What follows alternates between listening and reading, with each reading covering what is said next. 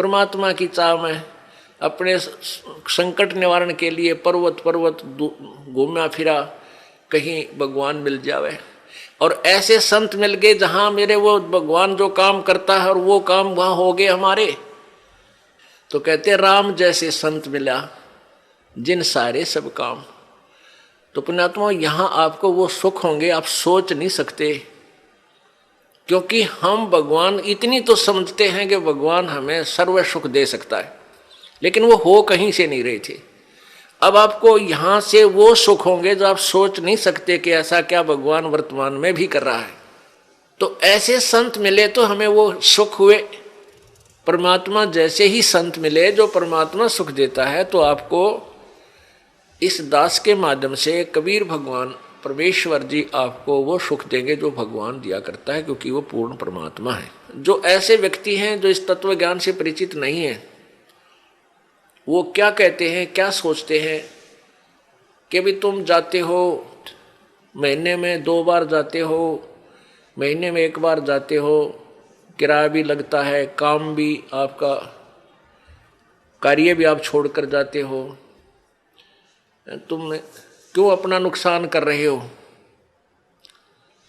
अब पुण्यात्माओं, अब उनको तो ज्ञान नहीं इस बात का, वो तो बालक है, अनजान है। जैसे एक कोई शहर का बाबू था, शहर में ही, बड़े शहर में वो पला, वहीं जन्मा पला बड़ा हुआ, नौकरी योग्य हुआ, उसकी नौकरी, उसकी सर्विस लगी रूरल क्षेत्र में, गांव में, और वो अपनी ड्यूटी ज्वाइन करने के लिए गांव में कार्यवर्ष जा रहा था। वहां पर एक खेत में किसान हल जोत रहा था बैलों से और गेहूं बीज रहा था। अब उस शहर के बाबूजी ने तो वो गेहूं अपने घर में देखे थे और एक ठेके में, एक टैंकी में, उसमें से माँ निकाल कर देती थी, नौकरानी आटा पिसवा लाती थी और माता बना के भोजन दे देती थी। वो बाबूजी खा कर और बड़ा हो गया था। उसने ये नहीं पता था ये गेहूं कैसे उत्पन्न होता है, कैसे बनता है।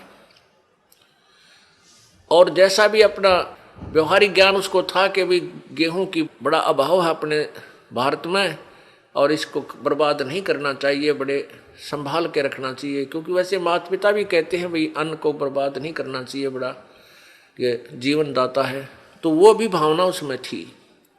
उसने क्या देखा कि किसान एक थैले में कणक गाल के, गेहूं डाल के और एक पाइप के द्वारा बैलों के पीछे हल पर लगे हुए उस पाइप में से और मिट्टी में वो गेहूं डाल रहा है, मिट्टी में डाल रहा है खेतों में, और कुछ गेहूं अलग रखे हैं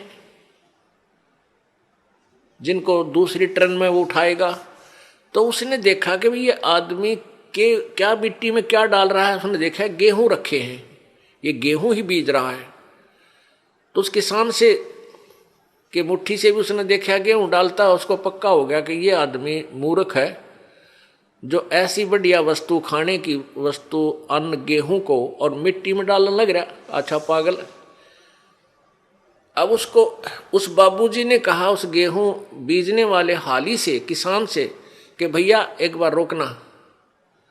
अब किसान ने सोचा भाई शहर का आदमी दिखा है, कोई रास्ता पूछता होगा।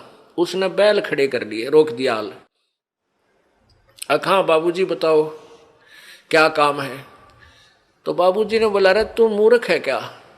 वो शहर वाला बाबू बोला, अरे किसान तू पागल है क्या, इस गेहूं को बर्बाद कर रहा है, ये तो बहुत संभाल के रखने का है। ला गया लेक्चर देन जिसा उसने बेरा था बॉडी पीरियड ने। अब वो किसान ने सोचा यो कितना है क्या बंदर, इसने यो मन ने मुझे शिक्षा देने लग रहा है उल्लू।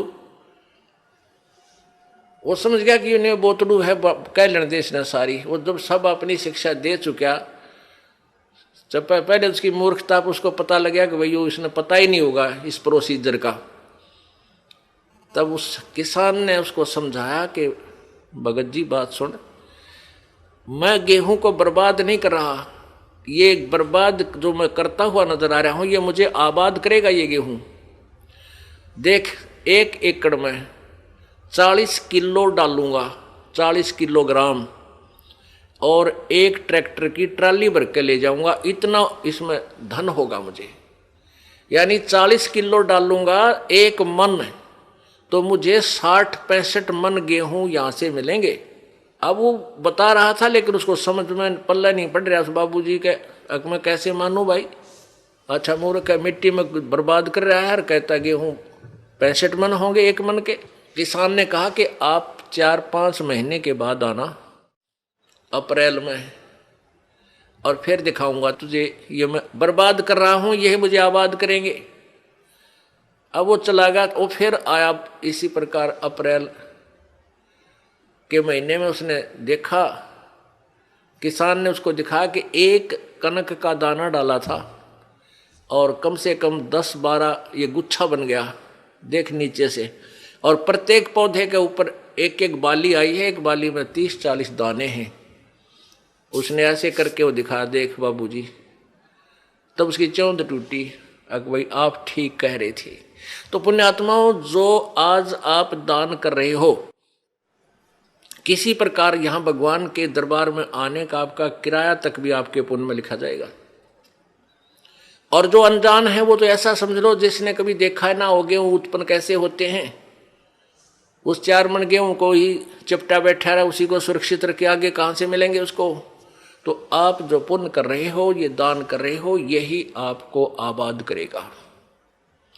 कहते हैं देते को हर देत है, जहां तहां से आने, नहीं दिया फिर मांगते, फिर यो साहिब सुने ना कान।